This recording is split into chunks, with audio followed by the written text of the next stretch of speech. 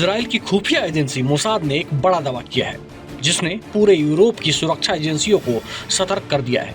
Mossad का कहना है कि गाजा का आतंकी संगठन हमास अब केवल इजराइल को ही नहीं बल्कि पूरे यूरोप को भी निशाना बनाने की तैयारी कर रहा है।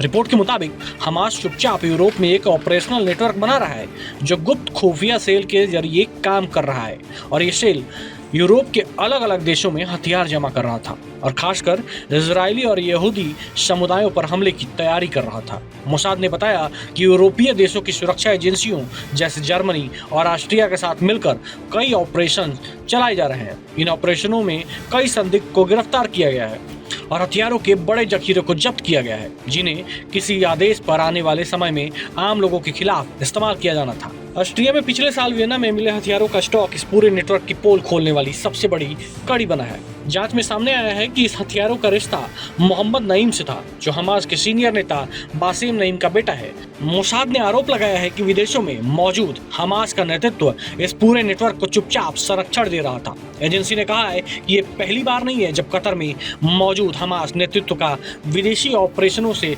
कनेक्शन सामने आया हो। रिपोर्ट्स के मुताबिक कतर में सितंबर में मोहम्मद नईम और उसके पिता के बीच एक बैठक हुई थी, जो संकेत देती है कि हमास ऊपर से लेकर नीचे तक यूरोप में अपना नेटवर्क फैलाने में सक्रिय है।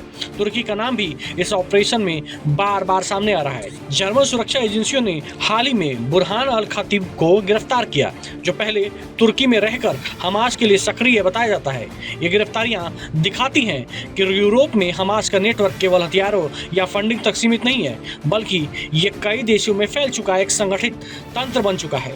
यूरोप की सरकारें अब सिर्फ छापेमारी या गिरफ्तारी तक सीमित नहीं है। जर्मनी ने उन चैरिटी और धार्मिक संगठनों की जांच शुरू कर दी है जिन पर संदेह है कि वो हमास के लिए फंड जुटाने या कट्टरपंथ फैलाने का काम कर रहे हैं। मोसाद का कहना है कि 7 अक्टूबर को इजराइल पर हमले के बाद हमास ने विदेशों में अपनी गतिविधियां तेज कर दी हैं और वो ईरान और उसके प्रॉक्सी समूहों की तरह गुप्त सेल बनाकर यूरोप में अपनी मौजूदगी मजबूत करना चाहता है। कुल मिलाकर इस खुलासे ने यह साफ कर दिया है कि हमास सिर्फ एक क्षेत्रीय खतरा नहीं, बल्कि अब उसने यूरोप में भी अपनी जमीन तैयार करने की कोशिश शुरू कर दी है, और इसी वजह से यूरोपीय एजेंसियों की कार्रवाई आने वाले समय में और भी तेज होने की उम्मीद है।